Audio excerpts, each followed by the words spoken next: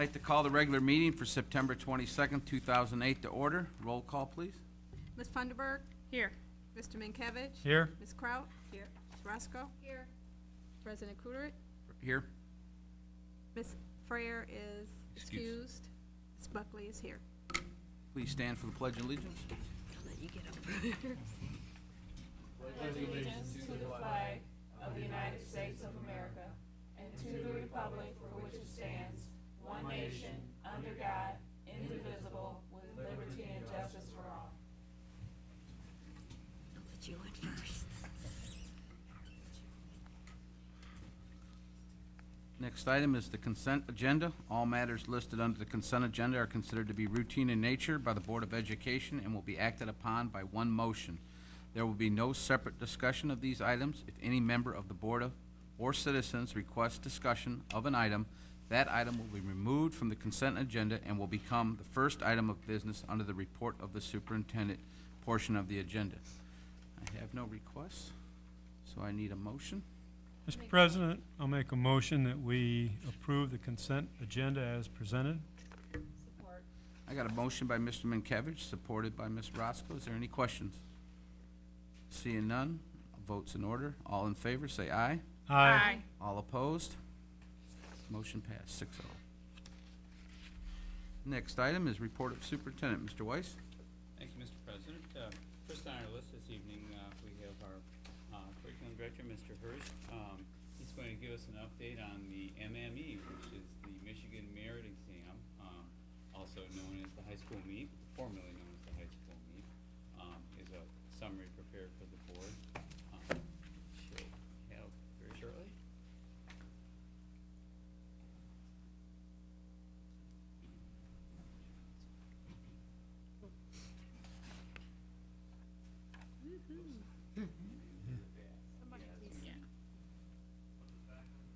Trying this thing. Yeah, I think that's all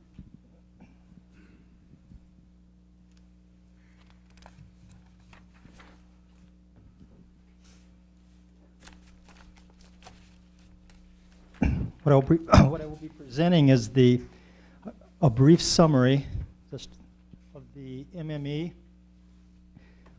One of the things I think you're already aware of is that after making AYP the past 2 years on appeal, the high school did not make it this year.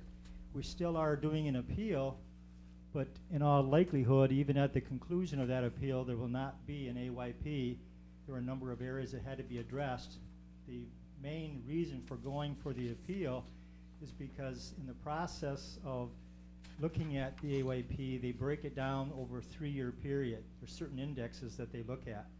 And the idea is to get the numbers above 0. And there was 2 or 3 different areas that were below 0. So by going for the appeal and addressing certain issues, it affects that number. So hoping that next year, or this current school year, when the numbers come out and that average is made, there'd be a better chance of making it. So again, the appeal right now is more for this coming year than it was for the past year.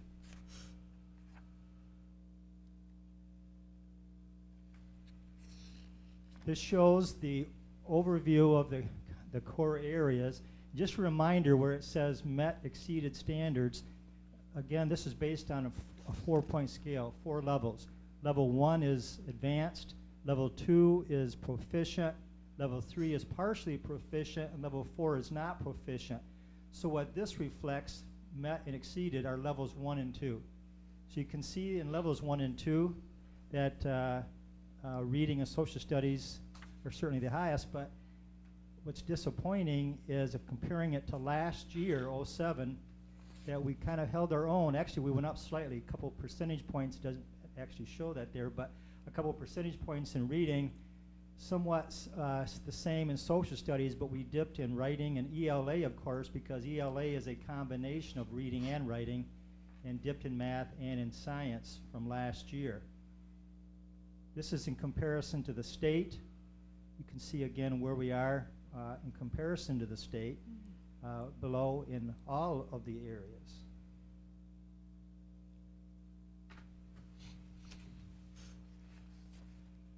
One of the things that's important to be aware of, there's a number of things that I wanted to but I want to make sure we address one of them being creating that level playing field. Remember when the MME started, that's aligned with the curriculum. That curriculum requires all students to take 4 years of math, which includes Algebra 1, Geometry, and Algebra 2. It also requires the 3 years of science, which includes chemistry or physics. And some of the areas that test obviously are covered on that. To me, what was unfair was that they just brought out the curriculum, but they brought out the MME at the same time. Now, some districts had all their kids taking those courses. We did not. So what happens, you've got a number of students that still have not taken all the core classes that really are being tested by the MME. That won't even happen for us until next year, because it started with last year's 9th graders. So this year's 9th graders are this year's 10th graders, and they'll be taking it next year as 11th graders. Now how they'll do, still we'll see. At least it's going to have, they had the opportunity of taking all the courses that need to take. We have a great deal of kids that still come in below grade level in all areas. And there's 3 maximums that I've copied down here that I think are relevant. One of them is catch-up growth is rarely achieved by pressuring students who are behind to run faster in the same amount of time. We traditionally do that. High schools traditionally do that.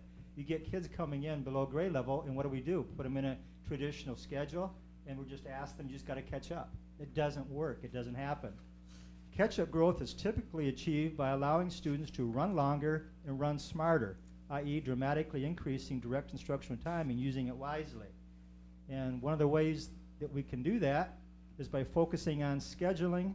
Building principles can double or triple the amount of direct instructional time for students who need targeted instruction in a single semester. We did that. So one of the things we need to look at again is looking at what interventions can we address to get the scores up where they need to be. One of the things we did put in place for multiple reasons was trimesters. It helps out in a number of different ways. It helped out because of the requirements that we had for the new high school curriculum. It also helps out with the MME. We were looking at helping out.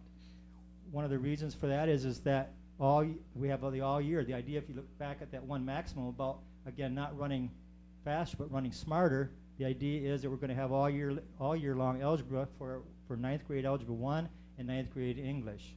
The idea of building that foundation better. So these kids now will be in there, and hopefully it's going to help build that foundation that they're lacking by the time they get to their junior year. Also, we have the opportunities because of trimester for the classes for the interventions at the time. Remember, the classes are 71, 72 minutes long, as opposed to the 52, 53, 55, depending on which year we're talking about. The idea is, again, is to address these interventions right away, as opposed to waiting until after the class is over, or the semester, or the year. Because it's a 71, 72-minute class, the intent is that building some time in over the course of the week where you have 10, 15 minutes where you can have direct or prescriptive instruction for the kids, depending on where their deficiencies are. Also, we have the opportunities of retaking the classes. Remember, again, that was one of the things with the trimester, that if a student had failed Algebra 1 first semester, traditionally, they take it second semester. You just keep failing. The idea of this is if a student is failing first trimester, which is 12 weeks long, they could actually take it again. So they have the opportunity of understanding the material earlier than waiting until the end of the year. We also are offering ACT prep classes. Every junior will go through an ACT prep class. It's 12 weeks. It's for a trimester. But what they do is they rotate every 4 weeks into a different class. So it's 4 weeks into language arts, 4 weeks into science, and 4 weeks into math. And during that ACT prep class, you hone in on test-taking skills. ACT is a very difficult test. Remember, it's a college entrance exam. So they hone on different types of tips that help students along that type of test. It's also an opportunity to give them time on task with such things as, or different components of the MME, which is different types of things called the MEP wraparound, and also the work keys. And they have the opportunity of going on during those 4-week periods to address those specific content that they're in. We also started this year, we have a reading program. All staff 712 were trained in. One of the areas at the high school we've been struggling with for years is reading. We have about 45, 50%, some years 60% of our kids coming into the high school, they're below grade level in reading. It's very difficult to try to catch kids up at that point in their lives in the reading. We researched a number of different programs over the years to try to help out secondary difficult readers. One of the things we come up with was the Johns Hopkins approach. We've been using that for years. It's not enough. It needs to be supplemented. And what we're looking at right now this year, and all staff were trained in, is reading apprenticeship. One of the focuses that reading apprenticeship does is focuses on metacognitive type strategies. So you think about, if you're all good readers, and you think about why are you good readers, what do you do to make yourself a good reader? When you're reading, you're asking yourself questions, you're painting a picture, you're visualizing what it is that you're reading. Poor readers don't do that. Poor readers are just reading words. There's no comprehension with it. So the idea with the reading apprenticeship is taking them through that metacognitive approach to ask questions, to predict things that's going to happen.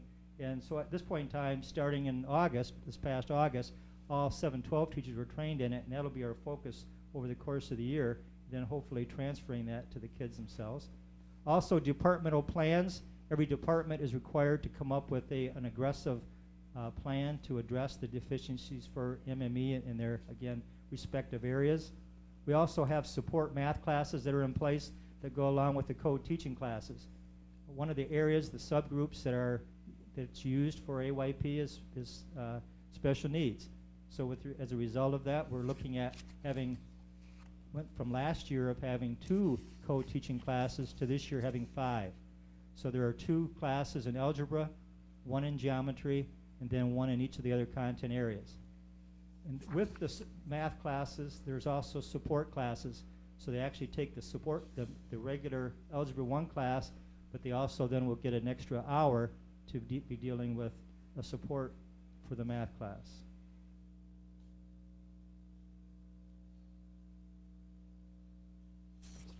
I want that moment. But that, at this point in time, that's where we're at with you can see the need by looking at the data, the numbers themselves. We're in a situation where we're capable of doing much better than we're doing, and we're looking at this point in time, why is that? We're breaking down data, looking at where the deficiencies are. Just an example, for writing, we dipped in writing. We haven't dipped in writing in years. And one of the areas that we're looking at with the data was that we were deficient with details in writing. So the idea is focusing more on the details with regards to writing, and that's one of the areas in the departmental plan. And the other part of this presentation, I just wanted to talk about a couple of changes in MEP and also the schedule. But before I do that, just if I can address any of the questions with regards to the data or the interventions. Mr. President. Yes, go ahead, Ms. Wood. Dan, thanks for that presentation. Those scores are disappointing, but my question was going to be, and you answered all of them, is what interventions we had in place, what we were planning to do to correct it. And you seem to have a good handle on why it happened and some measures to correct it. So I'm confident that we can do this, and hopefully by next year the grades will come up. I do have a question. Are our special needs students, they're included in all this scoring too? Is that correct? You can get separate reports. The report that you just looked at there are all students, so that's all numbers. Okay. But you can break it down to having all students or students that are separate special needs. But again, that reflects everybody, those numbers today. Okay. I got a question for you, Mr. Hurst. You were talking about the writing. You said it was the first time we dipped down in the writing on the scores here. I mean, has anybody figured out why is that? I mean, just because they're not getting enough detail is what it is? Well, that's an excellent question, because we're all as perplexed and disappointed as you are tonight. Writing is one of the areas we've been kind of hanging our hat on. We've, at one point in time, where we're just above the state average a few years ago, we've been maintaining some pretty good scores throughout. But for whatever reason, they dipped this particular year, to me, quite significantly compared to what we have done in the past. But in breaking that data down, the primary area that it shows that when you look at it, it talks about the type of areas to focus on was in detailed in writing. And that's one of the areas we have been looking at in the past, but we're going to, another area that we're going to also address is, because all 10th graders take the plan for 10th grade. And there's a direct correlation between the plan scores and the ACT. it's about 2 or 3 points. So if you look on the plan and see where our kids are scoring 14, 15, then you're pretty sure that's going to be 2 or 3 points above that for the ACT, which is not good enough. So what we're looking at is why those kids that scored 12, 13, 14 on the plan, what were their deficiencies? And that's what, and this year they'll be juniors, so we're addressing that class, and that was the area where detailed seemed to be the most, the biggest deficiency that they had. One of the areas that we're looking at too, remember, is one of the strategies for the district is 6+1. 6+1 has been a strategy that we have had on the table for the last few years, but it hasn't been consistently practiced throughout the district, and that has really been an emphasis this year. All staff were retrained on it again the first day of school, and we have things in place that are monitoring the writing process throughout the course of first semester and second semester. And again, the emphasis is on the traits, and one of the traits is ideas, and ideas, you know, is obviously aligned with the whole idea of details. Got one other question for you, and you mentioned the ACT prep class for the juniors. Is that gonna be an elective, or are you gonna make it a required Oh, one? we made it a requirement. Good. The kids could, we've had well, at least I don't know if there's been any since I've been over there at the end of spring. But we did have 2 or 3 parents that called and wanted their kid opted out so that they could get in a particular class band. So I allowed that, but that was after talking to them about, to me, what the importance of the ACT was and why we're doing it, that kind of thing, and they still wanted to opt out, so we allowed that. But there's only, again, out of the whole class, to my knowledge, we're talking about 2 or 3 kids. I think it's an important class, and I think hopefully it'll benefit our students a lot, especially that one too. Mr. President, Yes, Mr. could I'm gonna ask you, I read somewhere, and I can't remember where, that the state is already fooling around with the math, and they were talking about allowing Algebra 2 to be taken over 2 years and to give them credit for each year. And then we're creating a couple other classes. And I didn't know if you had heard anything, and I can't remember where I read it, but they're constantly changing everything. I mean, you can never get your curriculum set because every year they change it. They've actually had a couple of study sessions just recently. One was with adult educators and legislators. The other one was with students. And I think I read the same article you did. One of the recommendations from the students was to allow algebra over 2 years and receive credit for it. But there's no question with this particular class, and it's not going to just have an impact in the state on Romulus. You're talking about statewide. That this will not actually hit until next or 2 years from now, when those kids are ready to graduate, and the number of kids that are not going to be able to graduate because of missing math or an English credit or something along that line. I think legislatures, now if you read the papers, they're starting to be more sensitive to that, and they are starting to look at certain things, and there's a good chance that something could change between now and the next 2 years, but at the moment, we're living with the guidelines that are set. Mr. President? Okay, Yes, go ahead, Ms. Rosen. A little bit off track, but with the trimesters, I know we're only 3 weeks into the school year, but how does it seem like they're going over there? I mean, I've talked to a lot of the students when I've been out and about, and different ones, and get a little bit of different vibes both ways. Well, if you talk, you get a different response probably whether you talk to a student or a teacher at the moment. I probably have talked to, I would say, 2/3 of the high school staff and asked the direct question, what do you think of trimesters? And so far I have not had anybody tell me they didn't like it. Now, kids is something different. Now, when you talk to the kids, one of the most difficult things they had a hard time adjusting to was certainly the first week, because it's a long class. You're sitting there now for 70 some odd minutes. They have to adjust to that. Second thing they've got to adjust to, and hopefully the teachers are adjusting to this themselves, you can't teach the same way in 70 minutes that you did in 50 some minutes, because the kids are not going to be engaged, they're going to be bored. So the teachers also, and we had workshops on that last year. We had people come in and talk about how do you teach in a longer period of class.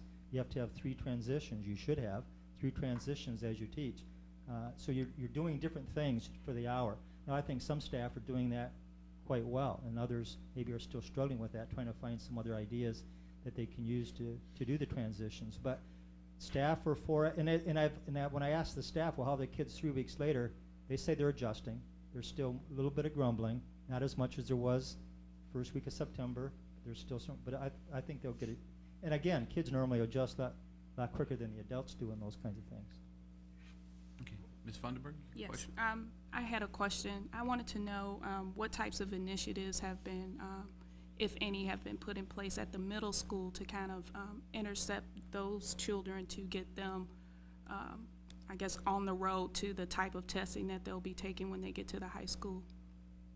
Well, first of all, for the middle school staff were also trained in the reading apprenticeship, so that's good. So we're all coming in on the same page. The other thing with the testing piece, one of the things we changed from at the middle school was moving away from the Iowa, and now they're doing, it's the counterpart to the plan, Explorer, I believe it is. So it's supposed to go with the Explorer, with the plan, and then the ACT. So they're all correlated with one another, and it's similar type of questions. It builds in one or the other. So they're doing that, so that helps also. The math program, they're also co-teaching. So they're doing some similar things at the high school. One of the things we didn't do this year, as we did last year, was having a math support class. And part of that was just because there was no place in the schedule for that. Mm-hmm. But the co-teaching classes did expand, so there are more of them than they did last year, which will be helpful. At this point, even in this year, we're developing year-long PD plans, and in this year, it wasn't always the same in the past. Was the middle school always wasn't trained in the same things. This year, it's a 7-12 PD plan, so Okay. they're all going through the same process. Great. Anybody else? One of the changes in the MEEP for the fall of '08, and this, you may have read this in the paper, due to the breach of MEEP security last fall, certain things are now in place. MEEP administration for each subject will now be on the same day across the state. If you remember, someone, I believe it was reading, or writing, I can't remember now which it Yeah. was. But anyway, somebody showed it ahead of time, Yeah. so the whole state had to retake that test. Sixth grade. 5th or 6th grade, Sixth. yeah, 6th grade. So at this point in time, they're being very cautious and they're being very strict with their guidelines. Deadlines for shipping material back to state will be strictly enforced. It's on one day. If you don't get it back on that day, schools are fined, and it's several $100s, and your scores don't count for AYP. Changes in the MEEP for the fall. MEEP reading will eliminate the response to paired reading selections essay, so that means one less essay.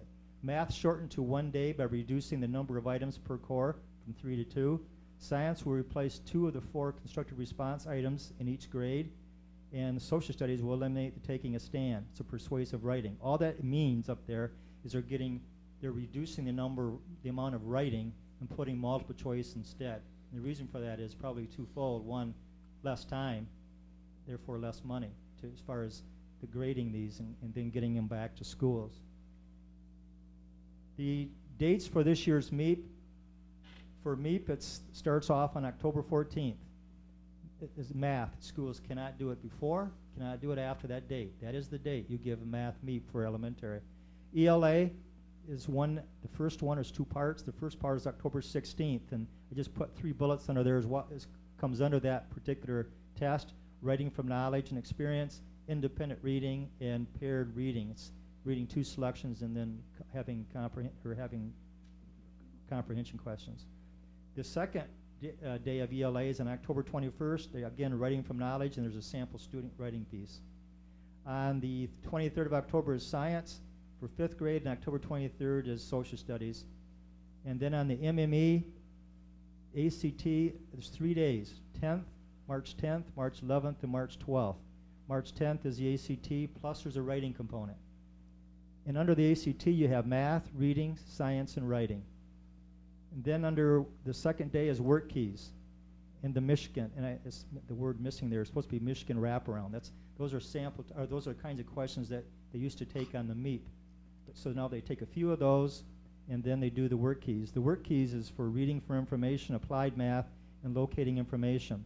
Those are the kind of things, it's more applicable information that the kids use, and those are the types of things also that they're getting out of the ACT prep class. They go online and take those kinds of exams.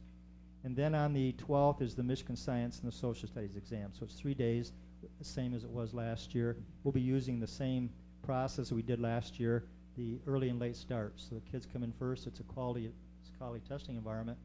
Even again, the scores didn't necessarily reflect that this year, but it is a quality testing environment. And the state give you an option 2 years ago. Last year, they wanted everybody to do that, but we already started that. That's the way we tested in the first place. And that's it.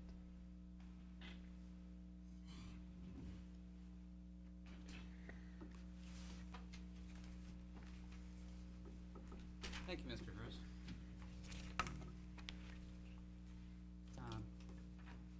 Next on the agenda, we have a motion that's needed to approve an overnight field trip. Barth Elementary sixth graders will be attending an overnight camp later on this year with your approval, of course. Mr. President, I make a motion that we approve the field trip to Camp Tamarack from May 11th to the 15th for the fifth graders at Barth Elementary. I'll support. Got a motion by Ms. Buckley, support by Mr. Mankiewicz. Is there any questions? All right, seeing none, votes in order. All in favor, say aye. Aye. All opposed, say nay. 6-0 vote, motion passed. Okay, next we have a request for a motion approving purchase of sixth grade science textbooks. You may recall that we went to a kit approach, which fits very well first through fifth grade, but sixth grade, it was recommended by the committee and also by the science kit company that we go with the textbook that's lined up with the middle school. Mr. Hurst spent some time last spring and this summer examining materials with a committee of sixth grade teachers and also middle school teachers who would see those students a year later. That's kind of what went into the decision of the book that they decided to recommend. Okay, I need a motion. I move that the Board of Education adopt sixth grade science textbook titled A Closer Look from Macmillan McGraw-Hill, copyright 2008, purchased for the 2008-2009 school year as recommended by Director of Curriculum at a total cost of $28,427.25.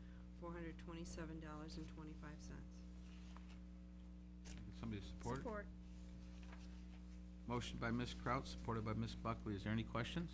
I do, I have one. Yes, Ms. Ross. President. I see we don't, of course, don't have these in yet, because we're just approving them. So when will they start using these textbooks? Right now, there's, one of the things that's needed is professional development.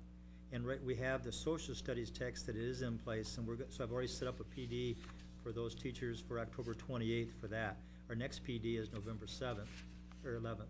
So I want to set up that day for the science textbook. So I'm hoping to have everything in place by then so the teachers can receive the PD that they're going to need for that book.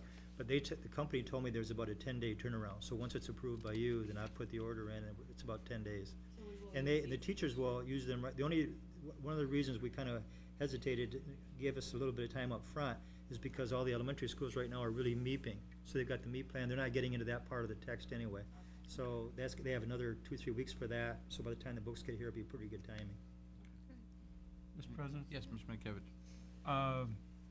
Are we ordering a few extra books? I mean, I did, I think I ordered, I believe the number was 308 for next year's group class, and I ordered 330 for. Yeah, okay. Okay.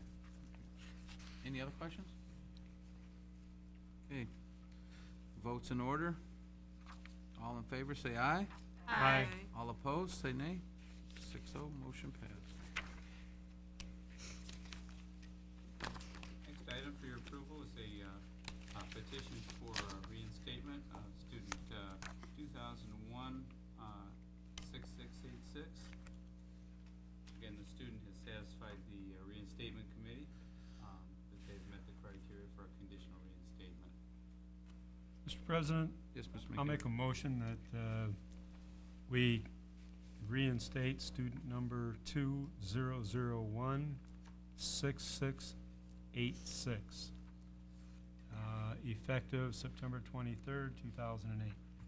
And it's conditioned upon 9 items that are on that first page of our booklet. Support. Got a motion by Mr. Minkiewicz, supported by Ms. Buckley. Is there any questions? I Yes, Ms. noticed Crowe. that the student resides in the Wayne Westland School District. Is he responsible for his transportation? Actually, the school code requires, that student will be attending Wayne Westland schools, but because they've been expelled by a Michigan public school, they cannot attend Wayne Westland or any school in Michigan until we reinstate the student. Oh, and so he's gonna attend Wayne Westland? Yes. Unless they move back to Romulus, but Right, for the time okay. being, they're attending Wayne Westland. Is there any other questions? Okay, votes in order. All in favor, say aye. Aye. All opposed, say nay. 6-0, motion passed. Okay, next you have a list of several items of interest. We have our annual reports from a number of our elementary schools and middle school, community high, and the senior high school, along with some monthly newsletters from the buildings. I also want to remind the board members that the ribbon cutting for the fitness trail at Barth Elementary is tomorrow morning at 10 o'clock. It's a collaborative effort of Barth Elementary School and Oakwood Hospitals. And also immediately following that, if any board members are so inclined, we'll be giving a presentation on the November ballot proposals to the senior citizens over at the senior center. That starts at 11 o'clock. We'll probably go till about 11:30 or so. And that's all I have. Okay, the next item I have is communications and expressions from the public. I have none. So next one will be questions and concerns from board members. Mr. Go ahead, Ms. President. Funderburg. I got an opportunity to go over to Barth Elementary today because I won't be able to attend tomorrow, and I just wanted to say that everyone's going to be very pleased. They did an excellent job over there, and I'm sure that the staff and the kids are going to be really excited about using the new equipment. It was really great. Ms. Mr. Buckley? President, I had a couple of questions. I got the information on the homecoming parade. How would this be communicated to the community to let them know, Carl, how this will be, the change in the homecoming parade, how would that be communicated to the community? I'm not sure at this time. Okay, I don't really know. I can look into that though. okay. Thank you. And one other thing, I won't be able to make the ribbon cutting ceremony tomorrow, so I'm sorry, I have work commitments, but I would love to go, but won't be able to. Anybody else? Okay, got a couple things here. One, I understand the Transportation Department needs a pat on the back, and congratulations. They took first place in the motorized category at the Pumpkin Festival again. A lot of hard work from a lot of staff members and volunteers and donations. And anybody that was in the light parade, definitely seen their hard work. It was a very nice float. Also, from what I understand, the band also took first place for the non-motorized in the light parade, so that's a good thing for them. I had the privilege of going to Romulus Elementary for their open house, and I'd like to kind of commend the people over there. They had some information that was very helpful for parents. They put together some packets for parents maybe that might fall onto hard times, give them some resources that they can go to. And they also had a packet for grandparents raising grandchildren. So if anybody's interested, they can see Bobby Alley or Margie McNally over there, and there's a lot of information in there they hand out. Also, the Romulus Middle School is having their community charity run on Saturday, October 18th, but if you sign up early, you can get yourself a t-shirt, and the fees are a lot less. Yes. You have to sign up by October 4th. So, with the middle school. Keith Brothers. And just like to say thank you for all the elementary schools and schools that were out at the Pumpkin Festival. They had great weather, and it was very nice to see a lot of staff members that didn't live in the community out there. I see Mr. Weiss on Sunday out there, and it was very nice to see a lot of people, a lot of teachers I've seen out there, and staff members. It's very nice.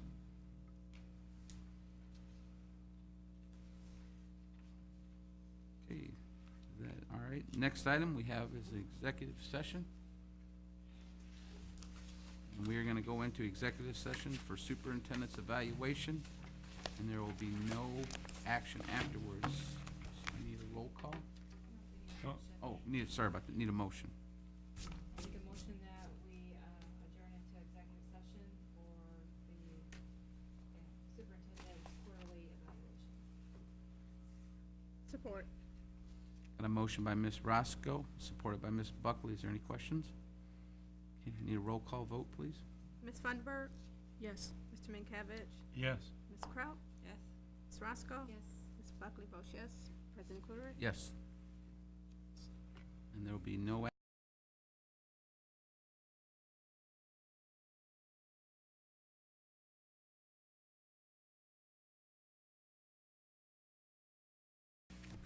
All right, Mr. President, I'll make a motion that we convene into regular session. Support. I got a motion by Mr. Minkovich, supported by Ms. Roscoe to reconvene. Is there any questions out of executive session? Roll call vote, please. Ms. Funderburg? Here. Mr. Minkovich? Yes. Ms. Kraut? Ms. Roscoe? Yes. Ms. Buckley, yes. President Kluger? Yes. Okay. We're back in regular session at 7:40. Next motion is adjournment, I'll make a motion that we adjourn from this meeting. supported by, anybody? I'll support. Got a motion by Ms. Roscoe, supported by Mr. Minkovich. Any questions? All in favor, say aye. Aye. All opposed? Meeting adjourned. Who's on the motion to come out?